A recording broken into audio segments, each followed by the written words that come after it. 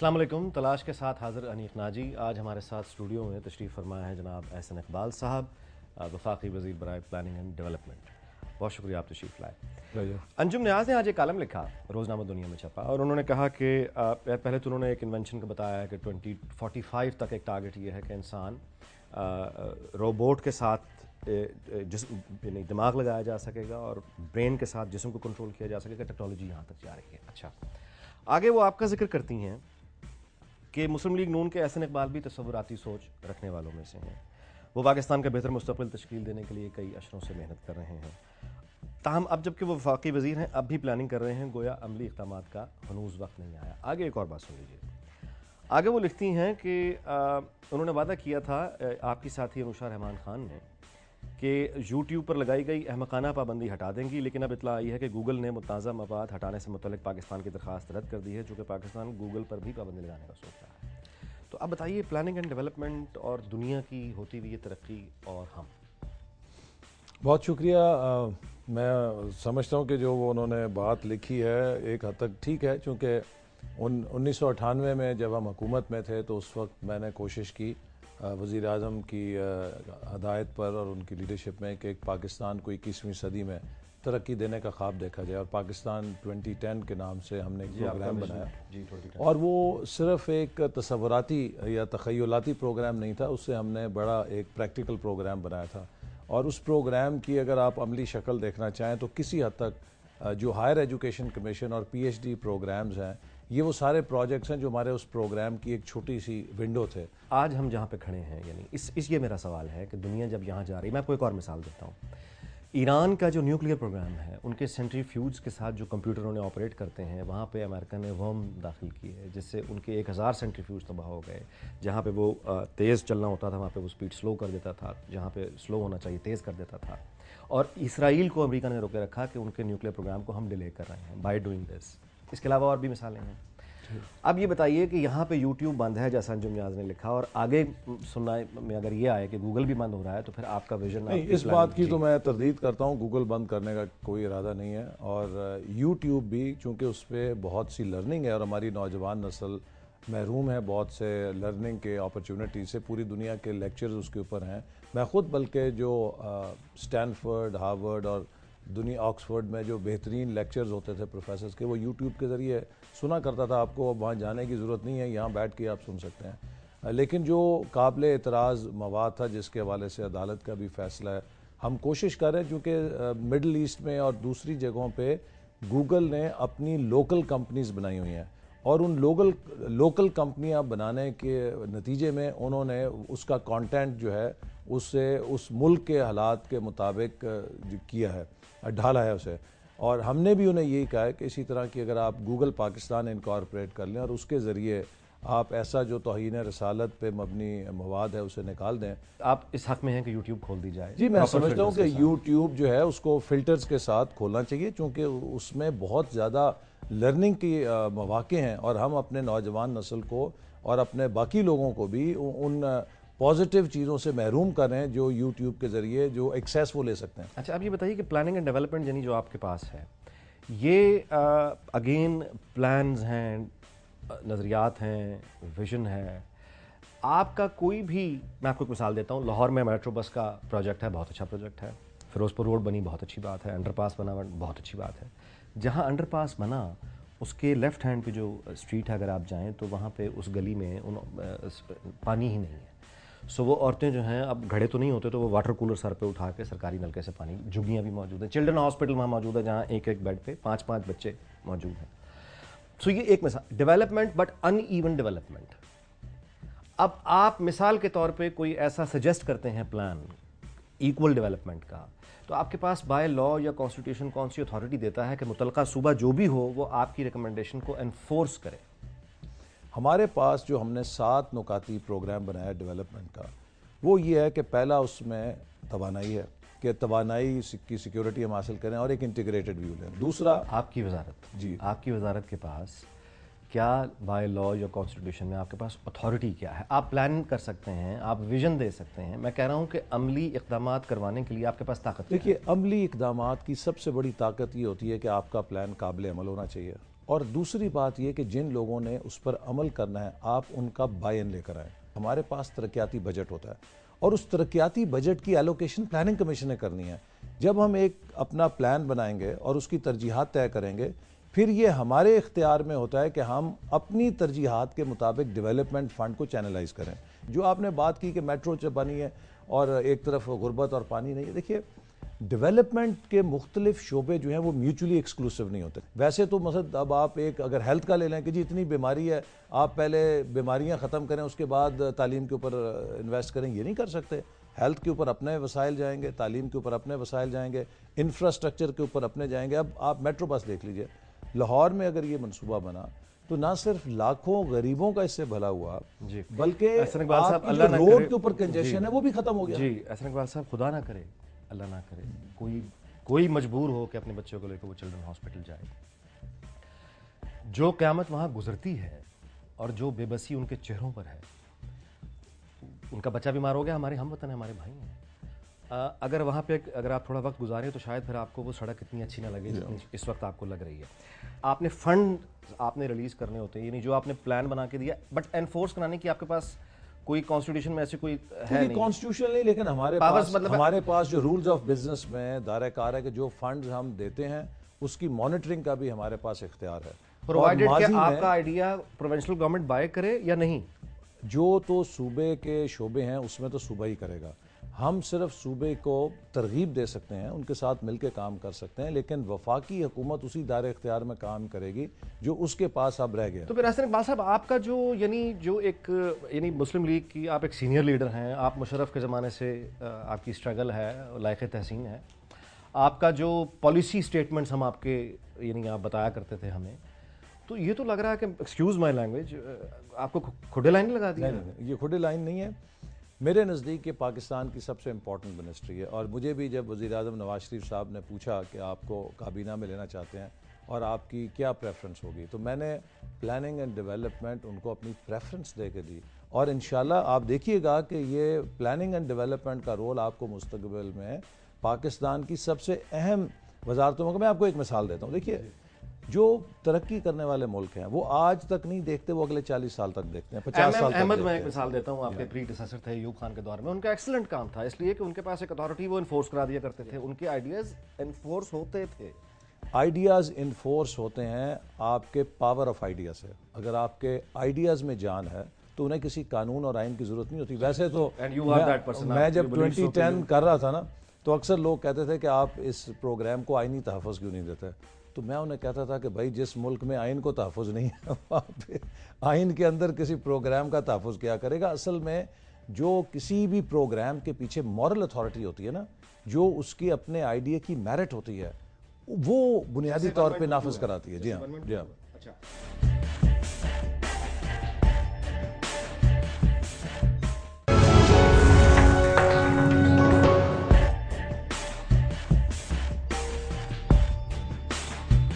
आप आइडियाज़ के, विजन के, प्लानिंग के मतलब ज़्यादा मुझे आपका टिल्ट लगता है rather than on the ground actions. एक खबर पिछले दिनों छपी कि आपका जो कॉन्स्टिट्यूंसी है इसमें 2.8 बिलियन रुपीस की एलोकेशन रखी गई है डेवलपमेंट के लिए, तो ये हर एमएनए को इस तरह मिलेगा? देखिए, आपकी वजह से अनफॉर्चुनेटली एक हमारे यहाँ ट्रेंड ये हो गया है कि हर चीज़ को स्कैंडलाइज किया जाए। अब ये भी जो प्रेस रिपोर्ट है, इसमें जो प्रोजेक्ट दिए गए ये सब पुराने प्रोजेक्ट्स हैं। इसमें एक स्पोर्ट्स कॉम्प्लेक्स का प्रोजेक्ट है, ये 2007 का अप्रूव प्रोजेक्ट है और 2009-10 से पीएसटीपी में शामिल था ये, तो ये कोई नया मैंने नहीं किया। नहीं, वो तो 3000 मेरे ख्याल प्रोजेक्ट्स जो हो चुके हैं, और आप भी गालिबन पुराने से ये जिन मंसूबों को रद्द करना है वो भी गालिबन आपके। देखिए, वो तो पीएसटीपी को हमने रिव्यू करना है कि इसमें अगर कोई लो प्रायोरिटी प्रोजेक्ट को खत्म कर देंगे।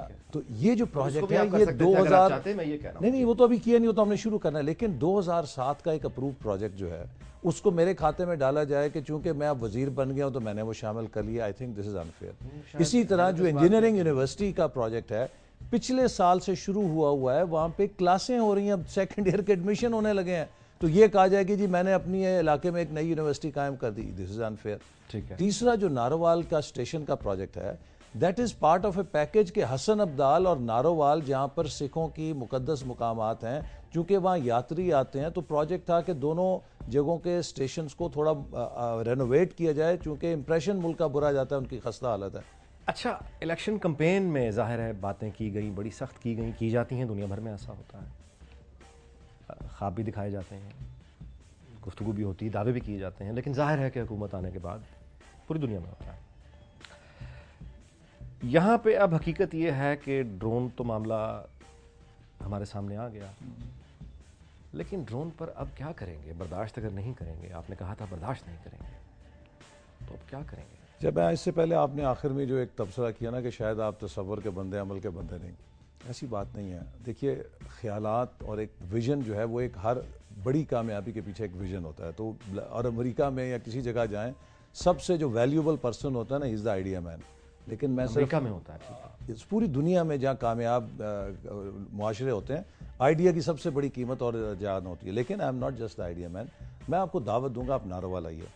आज से 5 साल पहले का नारोवाल देखिए और 5 साल बाद का नारोवाल देखिए, वहाँ पे हालत बदल दी है, इंफ्रास्ट्रक्चर बदल दिया है। आपने तो जो मेरा दायरा इख्तियार था, मेरा जो दायरा इख्तियार था, यही बात मैं कर रहा हूँ कि आपका दायरा इख्तियार बतौर एक विजनरी मैन के, जो अपने कॉन्स्टिट्यूंसी में प्रूव कर चुका है, आपके पास दायरा इख्तियार आपकी मौजूदा वजारत में आपके पास वो नहीं है। आपको इंशाल्लाह पता चलेगा कि इस वजारत प्लानिंग के अंदर सिर्फ आइडियाज़ का दायरा इख्तियार नहीं है, बल्कि अमल का भी है। वो टीम जो डील कर रही है लॉ एंड ऑर्डर से, वो टीम जो डील कर रही है इस वक्त एक्सटर्नल अफेयर से, यानी खारजा अमूर, वो टीम जो टेररिज्म से डील कर रही है, वो टीम, यानी एक ये मेजर एक मेन होता है ना, यानी जो लोग फ्रंट पे आके काम कर रहे हैं, चौधरी निसार हमें नज़र आ रहे हैं, मतलब मिसाल एक दे रहा हूँ, परवेज़ रशीद साहब हमें नज़र आ रहे हैं। सो ये उस तरह की आपकी वजारत, मुझे नहीं पता कि है नहीं है, उस तरह से आप अब फ्रंट पे नहीं है। अब आप देखिए, आइडियाज़, वो बात आपकी ठीक है, लेकिन हमारा जो रोल है, वजारत प्लानिंग का रोल हॉकी में जिस तरह एक सेंटर हाफ का होता है ना,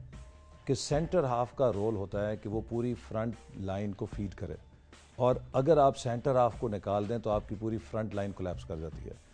प्लानिंग मिनिस्ट्री खुद भी कर सकती है काम, लेकिन फिर उससे ओनरशिप दूसरी मिनिस्ट्रीज़ की नहीं होगी। हमने जितना काम करना है वो मिनिस्ट्रीज़ के साथ पार्टनरशिप में करेंगे। हमारे यहाँ डेवलपमेंट को आज तक समझा गया है हार्डवेयर, कि आप डैम बना दें, सड़क बना दें, हवाई अड्डे बना दें, पुल बना दें। ये 50% है। 50% डेवलपमेंट होती है सोसाइटी का सॉफ्टवेयर, कि उसका बिहेवियर क्या है, उसके रवैये क्या हैं, उसका लाइफस्टाइल क्या है। मैं आपको एक मिसाल देता हूँ। आप जापान, चीन, मलेशिया, यूरोप, अमेरिका कहीं चले जाएं जो तरक्की करने वाला मुल्क है, उनका असूल है early to retire and early to rise. वो 8-9 बजे के बाद आपको, आप भी दुनिया घूमे हैं, 9 बजे के बाद आपको किसी के घर की बत्ती नहीं नजर आएगी जलती हुई, और सुबह 6 बजे सारी कौम सड़क के ऊपर होती है। हमारे यहाँ 3 बजे 4 बजे तक रात को जागना है और सुबह 11 बजे तक सोना है। अब ये लाइफस्टाइल प्रो डेवलपमेंट नहीं है। अच्छा, अब मैं आपसे जो कह रहा हूं, आपकी बातें बड़ी अच्छी हैं, आपने जो अपना एजेंडा बताया बहुत अच्छा है, आपके ख्यालात बहुत अच्छे हैं, लेकिन again I am so sorry, मैं मजबूर पाता हूं क्योंकि आपकी बातें मेरे यानी जो मेरा ख्याल है उसकी तस्दीक कर रही हैं कि आप अगेन वो आइडियाज़ हैं, ख्वाहिशात हैं, बड़ी अच्छी बात है, मेरी भी यही ख्वाहिशात हैं, लेकिन इख्तियार कुछ नहीं है। आप मुतलका वजारतों को भेजेंगे, ये कर दें, वो कहेंगे ठीक है देख लेंगे, मैं आपसे अर्ज करूं कि वज़ीर आज़म ने, मैं आपको बताता हूं ना, वज़ीर आज़म ने हमें मैंडेट दिया कि मुस्लिम लीग नून का जो मंशूर है उसको एक KPI के अंदर की परफॉर्मेंस इंडिकेटर में ट्रांसलेट किया जाएगा, और वज़ीर आज़म हाउस की निगरानी में, जिसके लिए हम सेक्रेटेरिएट सपोर्ट भी देंगे, हर वजारत के मंथली टारगेट्स होंगे जिनको मंथली बेसिस पे रिव्यू किया जाएगा। उसके बाद हर क्वार्टर के ऊपर प्राइम मिनिस्टर खुद उसको रिव्यू करेंगे। अच्छा, अब जब आपके पास ये एक इंतज़ाम होगा कि आप एक डैशबोर्ड के ज़रिए हर वजारत को देख सकते हैं कि वो उस डेवलपमेंट एजेंडे को किस कदर फॉलो कर रही है, जो गवर्नमेंट का, तो लिहाजा मैं समझता हूँ कि वो एक बहुत बड़ा लीवर होगा, वो एक बहुत बड़ा लीवर होगा कि जिससे आप उस डेवलपमेंट एजेंडे को इम्प्लीमेंट कर सकते हैं। और प्राइम मिनिस्टर ने कहा है कि जिस मिनिस्ट्री के 2 क्वार्टर्स में रेड कार्ड हो गए तो then it means trouble for that ministry. ये लीवर आपके पास है।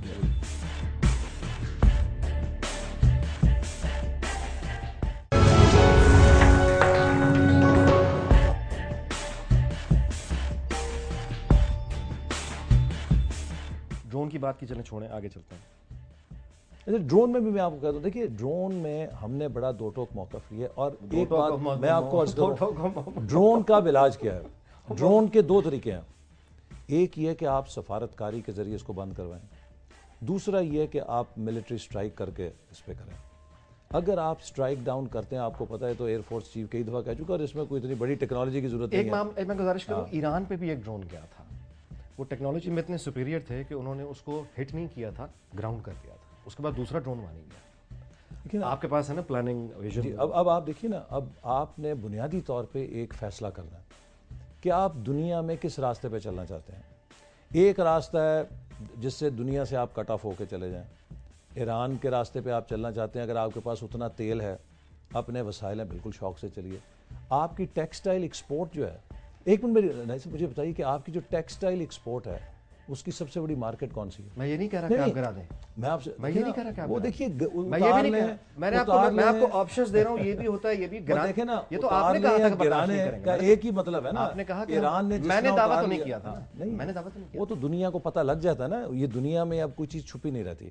या अगर आप फोर्स इस्तेमाल करना चाहते हैं, उसको चाहे उतारना कह लें या गिराना कह लें, मतलब एक है। या तो वो रास्ता इख्तियार करें, ठीक है, फिर उसके कॉन्सिक्वेंसेस के लिए तैयार हो जाएं कि जी हम रोटी सूखी खाएंगे, तो हम दुनिया के साथ कट ऑफ हो जाएंगे। हमारी टेक्सटाइल के ऊपर अगर बैन लगता है तो फिर वो बर्दाश्त भी करेंगे, वो बर्दाश्त भी करेंगे, तेल की पाबंदी बर्दाश्त करेंगे, सारी करेंगे, सब कुछ करेंगे। और अगर लेकिन मेरी बात सुने, जब आप ये कहते हैं कि अगर आपने ये नहीं करना, अगर ये हम उसे गिराएंगे, लेकिन उसकी प्राइस ये होगी, कितना सच्चाई है। अच्छा, आप मुकम्मल बात करते हैं कि हम अगर आप गिराना चाहते हैं तो सच्चाई है। मेरी बात सुने, दूसरी बात यह है कि अगर आप गिराना नहीं चाहते तो क्या इसका मतलब यह है कि आप सर फेंक के उनको तस्लीम कर लें और उसका कोई और रास्ता नहीं है? मैं समझता हूं कि बीच का एक रास्ता है। जिस तरह तुर्की है, मलेशिया है, वो सफारतकारी के जरिए कुछ रेड लाइंस बता देते हैं कि these are the red lines and they must be respected. Red lines तो क्रॉस हो गई। अच्छा, अब वो क्रॉस हुई ना, और माजी में क्रॉस क्यों हुई? क्योंकि उसमें एक टेसेट अप्रूवल थी। जनरल मुशर्रफ कह चुके हैं ना, जनरल मुशर्रफ ये बात कह चुके हैं कि हमने उन्हें इजाजत दी थी ड्रोन हमले करने की। कब तो माजी का भूत है, उस भूत में हम मकसद ये कि अगर आपने वो इजाजत दी हुई थी और आपने वो ऊंट को खेमे में घुसा लिया है तो अब उसको निकालना है ना बाहर। और मैं आपको ये यकीन दिलाना चाहता हूं कि prime minister Nawaz Sharif is very clear. आप तो इनर कोर के हैं, जाहिर है आपके पास खबरें हैं, बताइएगा कि वो तारिक फातमी ने जो एहतजाज किया वो तो हम तक पहुंच गया, उन्होंने जवाब में क्या कहा था?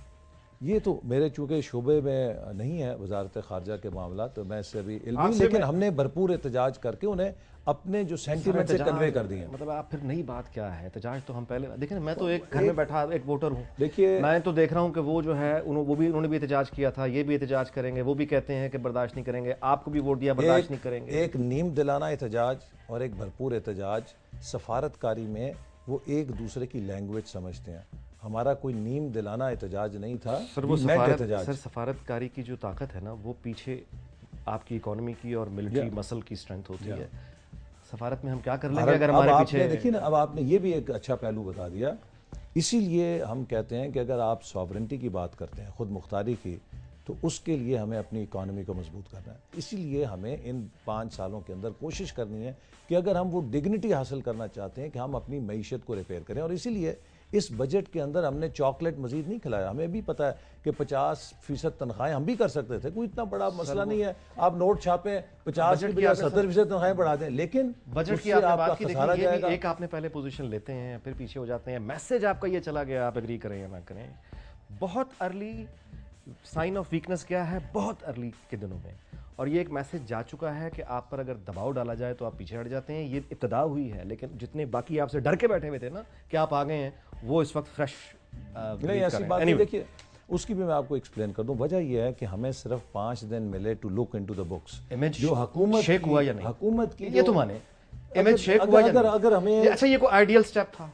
नहीं, देखिए हमें, मैं समझता हूं कि अगर हम पहले दिन ही बजट में ये कर देते तो आगे ना होता। लेकिन चूंकि 5 दिन मिले थे आपको गवर्नमेंट की बुक्स देखने के लिए, तो जो ही आपको स्पेस नजर आई आपने कर दिया। अब उसको आप जैसे मर्जी इंटरप्रेट करें, लेकिन हमने किसी पॉपुलर गिमिक का सहारा नहीं लिया। लेकिन हम ले सकते थे, हम कर सकते थे, लेकिन हमने बहुत से सख्त फैसले किए हैं ताकि जैसे मरीज को एक कड़वी दवाई देके सेहतयाब किया जाता है, उस तरह किया कड़वी दवाइयां हम तो खा रहे हैं। मैं आपको सच बता रहा हूं, नहीं, पिछले 5 सालों में हमें बीमार किया गया है उन लॉलीपॉप्स और टॉफियों के जरिए। उससे पहले के पिछले साल के बारे में क्या ख्याल है? वो मुशर्रफ साहब के दौर की तो मैं बात नहीं कर सकता। आगे चलते हैं। 3 नवंबर पे जो वफाकी वज़ीर कानून थे जाहिद हामिद साहब, जिनके सिग्नेचर थे वो डिसॉल्व, वो आप ही के कैबिनेट कोलीग हैं। वो उन्होंने वजाहत की है कि 3 नवंबर के लिए वजीर कानून से राय नहीं ली गई, कैबिनेट सेक्रेटरी ने नोटिफिकेशन, उन्होंने एहतजाज में आके इस्तीफा दिया 3 नवंबर। ये वो बता सकते हैं, लेकिन वो ये कहते हैं कि मैं उस 3 नवंबर के एक्शन का हिस्सा नहीं, लेकिन मैं खामोश भी रहा,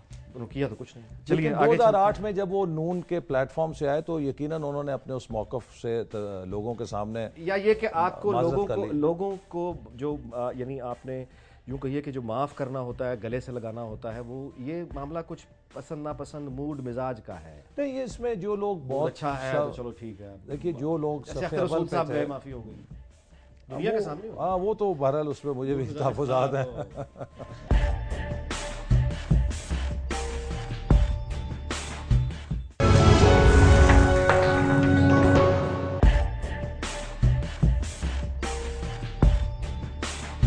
चलिए, पाकिस्तान मुश्किल सूरत हाल में, ये वो खिताब जो नेशनल असम्बली में महमूद खान ने अभी जो किया।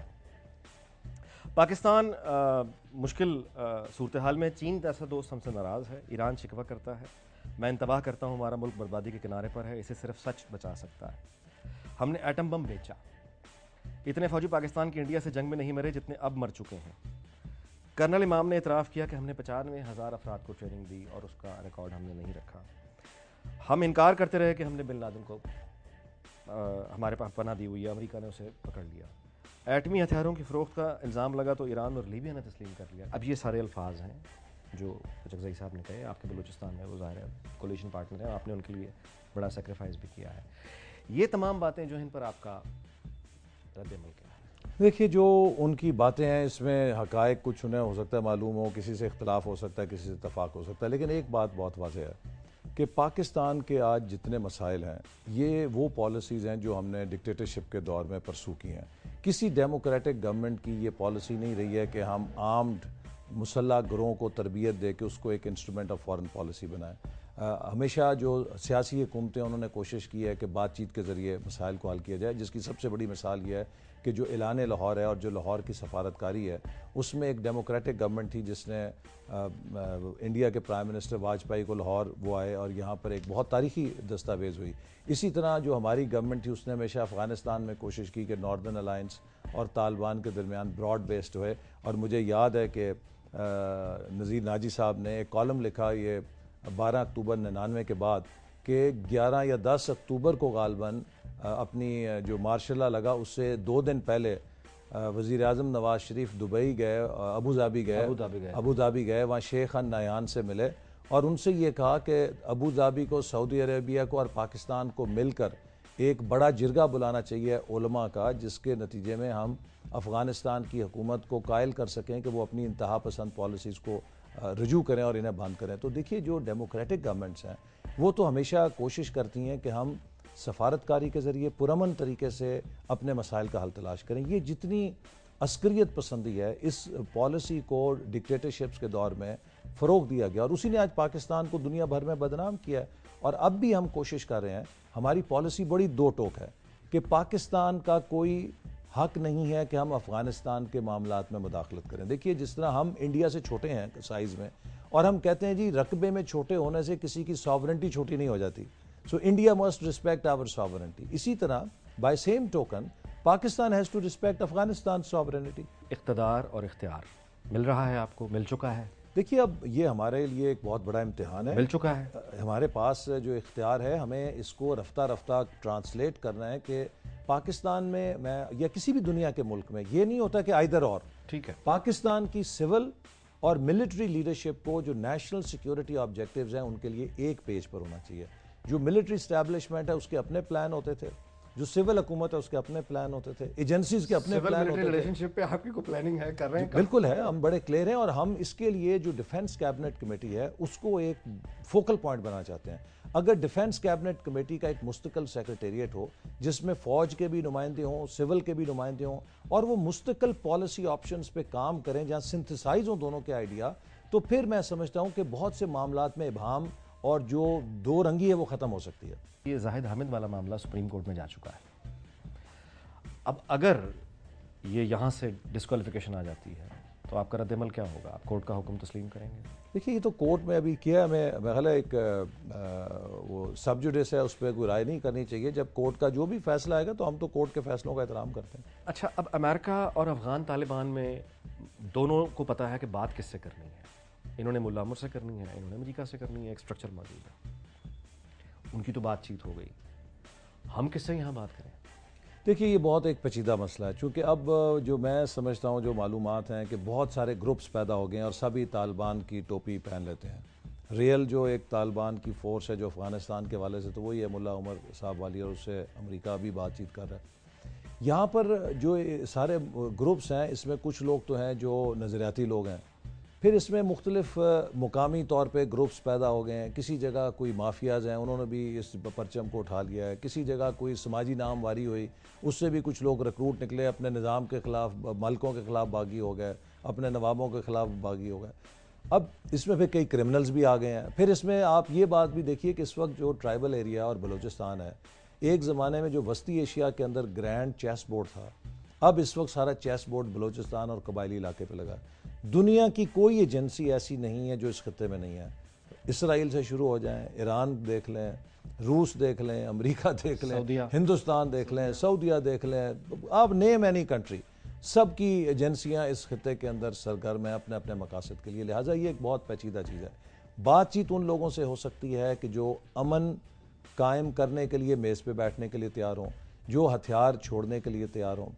लेकिन जो लोग किसी एजेंसीज़ के एजेंडे पर काम कर रहे हैं, जिनका ये मैंडेट है कि इस मुल्क में पाकिस्तान जो एक वाहिद इस्लामी न्यूक्लियर ताकत है, इसके बारे में दुनिया में ये तासुर दिया जाए कि ये मुल्क अनसेफ हो गया है एटमी सलाहियत रखने के लिए, तो वो लोग ना पाकिस्तान के दोस्त हैं ना इस्लाम के दोस्त हैं।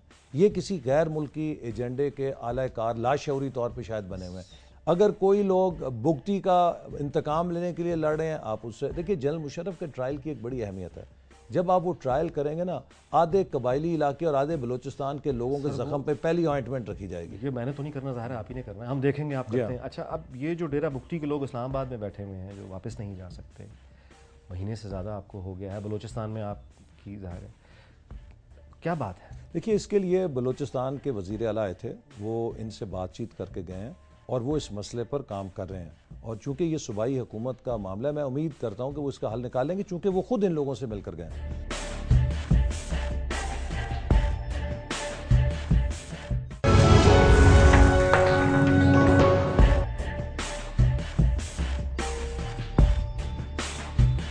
अब जिस तरह आपने फरमाया कि तालिबान से, यानी जो छोटे छोटे आपने कहा ग्रुप्स हैं और किससे, यानी ताकत के लिए ज़ाहिर है ताकत का जब इस्तेमाल उनसे करेंगे तो उसके लिए फ़ोर्स चाहिए, उसके साथ आपको पैसा चाहिए, पैसा होगा तो असला होगा, ज़ाहिर है एक सप्लाई लाइन है पूरा। हमारे पास इतने वसाइल हैं, और अगर हम ताकत के ज़रिए ये मसला हल कर सकते होते तो फिर अब तक हुआ क्यों नहीं? देखिए, आप सिर्फ ताकत के साथ नहीं हल कर सकते। माजी में और अमेरिका ने भी अफगानिस्तान में देखा कि महज ताकत का सहारा लिया तो वो नहीं कर सके। आपको उन अनासर को आइसोलेट करना है कि जो बागी अनासर हैं, और उन्होंने जो अपने हलीफ बनाए हुए हैं for other so many reasons, उनको आप उनसे अलहदा करें। मेरा ख्याल है कि ये भी कोई नई बात नहीं है, ये भी कोई हम कम से कम 7, 8, 10 साल से सुन रहे हैं कि बात भी करेंगे, ये भी करेंगे, ताकत भी करेंगे, बात भी करेंगे, नतीजा नहीं है। देखिए, उसकी वजह है ना कि माजी की हुकूमत पे किसी को एतमाद नहीं था। अच्छा, उस एतमाद की कमी थी। मैं समझता हूँ कि अब एक ऐसी हुकूमत है और हमारे पास एक ऐसा ब्रॉड बेस्ड मैंडेट है जिसमें हमने कोशिश की है कि तब सब लोगों को भी शामिल करें। और इसलिए मैं एतमाद का देख लीजिए कि आपको एक बात कहूं, देखिए आपका नाम आया था कि वो आप पर एतमाद करते मैं हैं। खबरें तो आई थी ना कि अगर नवाज, अच्छा उसके बाद आप आगे वहां पे वली मारा गया, वली रहमान, उसके बाद आपने एहतजाज किया, सब कुछ किया, लेकिन उन्होंने आप पर एतमाद नहीं किया। उन्होंने मुज़ाकरात किए, ये चीजें वो बातें चलती रहती हैं। लेकिन एक बात मैं फिर दोहराऊंगा, पाकिस्तान के मफाद के लिए ज़रूरी है, जिसके लिए अब हम कोशिश कर रहे हैं। जैसे वज़ीर दाखिला ने भी कहा कि पाकिस्तान की सिक्योरिटी इस्टेब्लिशमेंट और पाकिस्तान की पॉलिटिकल इस्टेब्लिशमेंट को एक पेज पर होना पड़ेगा। अमेरिका के हवाले से सच हम बोल सकते हैं, मतलब क्या हम ये बता सकते हैं लोगों को, हुकूमत जो है क्या वो ये हमें बता सकती है कि सिर्फ ड्रोन एक अकेली चीज़ नहीं है, इसके अलावा रास्तों का मसला भी है, इसके अलावा उनसे इकनॉमिक असिस्टेंस का मसला भी है, टेक्नोलॉजी का मसला भी है। तो क्या आपकी हुकूमत ये मुकम्मल सच को पहुंचाने का इरादा आवाम तक रखती देखिए, है कि बिल्कुल। देखिए यहाँ तक हम लड़ सकते हैं, देखिए इससे ना, आगे हम नहीं लड़ देखिए, सकते, और इससे ज्यादा अगर आप चाहते हैं कि हम लड़ें तो फिर आप ये कीमत देने के लिए तैयार ठीक हो। देखिए ना, दुनिया में इस वक्त दो मॉडल्स हैं, या आप नॉर्थ कोरिया बन जाएं या आप ईरान बन जाएं, दुनिया से कट ऑफ हो जाएं और आप भूखे पेट रोटी सूखी सूखी खाएं, घास खाएं, कहें जी हम बस ये हमारे पास एक वो आ गया है, बम आ गया, बच के रहो हमसे, गुर्बत और इन चीज़ों से हमारा नहीं। लेकिन अगर आप एक उस मॉडल पे चलना चाहते हैं जिस पे खुशहाली हासिल करना चाहते हैं, फिर आपको दुनिया के साथ इंटीग्रेट होना पड़ेगा। लेकिन उसकी ये शर्त नहीं है कि आप गुलाम बन के रहें। तुर्की और मलेशिया के अमेरिका से बेहतरीन ताल्लुकात हैं, लेकिन वो अपने मफादात की हिफाजत करते हैं। ये तो हमने करना है ना। अमेरिका के साथ आप लड़ाई लड़ लीजिए, जैसे मैंने कहा $6 बिलियन आपकी टेक्सटाइल की एक्सपोर्ट है, उसकी मुतबादल मंडी तलाश कर लें, वरना आप बंद कर दें अपनी टेक्सटाइल और ये किसान सारे बंद कर दें जहाँ कपास उगती है। दुनिया की तमाम कौमों ने, चाहे चाइना था, चाहे मलेशिया था, चाहे कोरिया था, चाहे इंडिया था, चाहे ताइवान था, चाहे सिंगापुर था, उनकी तरक्की में अमेरिका की यूनिवर्सिटियों में जो उनके लोगों ने पीएचडी किए और जो पढ़कर आए, एक कलीदी किरदार अदा किया। चीन की सारी खेप वहां से पढ़कर आई है, 70s और 60s में इंडिया की सारी खेप वहां से पढ़कर आई है, मलेशिया की सारी खेप, तुर्की की सारी खेप वहां से पढ़कर आई। अगर आप इल्म के उस वसाइल से अपने आप को काटना चाहते हैं, काट लीजिए। लेकिन मैं समझता हूं कि तरक्की करने का रास्ता ये है कि आज हिंदुस्तान के रूस से भी बेहतरीन ताल्लुकात हैं, चीन से भी बेहतरीन है, अमेरिका से भी बेहतरीन है, और हम जो है दुनिया में खुदाई लड़ाई लड़के हर किसी से ताल्लुका, हम किधर जाना चाहते हैं?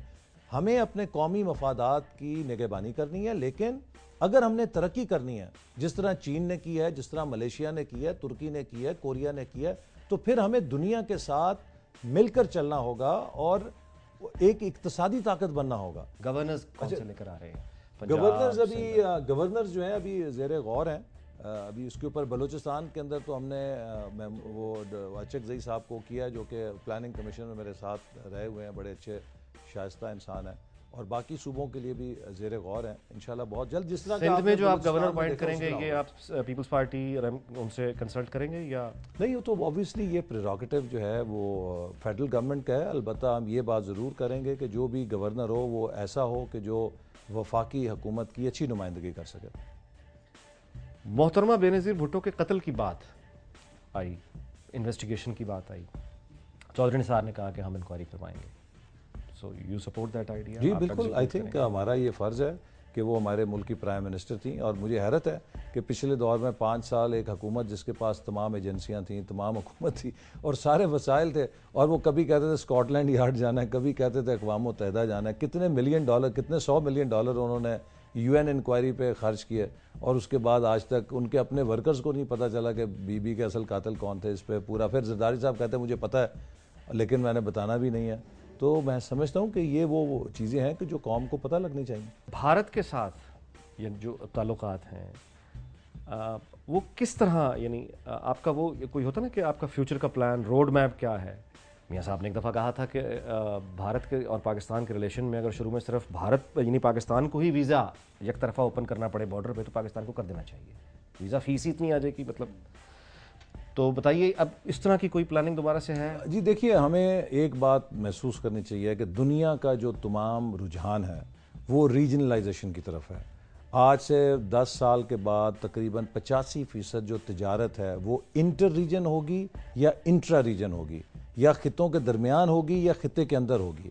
अगर हम किसी खिते में इंटीग्रेट नहीं होंगे तो हम स्टैंड अलोन बेसिस पे दुनिया के तजारती निज़ाम से बाहर हो जाएंगे। ज़रूरी नहीं है कि आप इंडिया की टर्म्स पे बात करें या इंडिया आपकी टर्म्स पे बात करे, एक विन विन पोजीशन भी हो सकती है जिससे दोनों ममालिक आगे बढ़ सकते हैं, और ये हमें ज़रूरी है इस खिते की गुर्बत ख़त्म करने के लिए। देखिए, हमारे यहाँ दुनिया में इस वक्त जो सोशल इंडिकेटर्स हैं उसमें इंडिया और पाकिस्तान दुनिया के अंदर अभी भी पसमानदा तरीन मुल्क हैं, अगरचे दोनों एटमी ताकत बन गए हैं। तालीम के मैदान में, सेहत के मैदान में, गुर्बत के मैदान में, बेरोज़गारी के मैदान में, हम सब का दुनिया के अंदर शर्मनाक रैंकिंग्स हैं। तो अब टाइम है कि हमें एक मुस्तकबिल के लिए, अपने लोगों के लिए इन तनाज़ात को ख़त्म करके वसाइल तालीम और सेहत के लिए करने चाहिए। अगली जो जंगें हैं वो ट्रेंचेस के अंदर या खंदकों के अंदर नहीं है।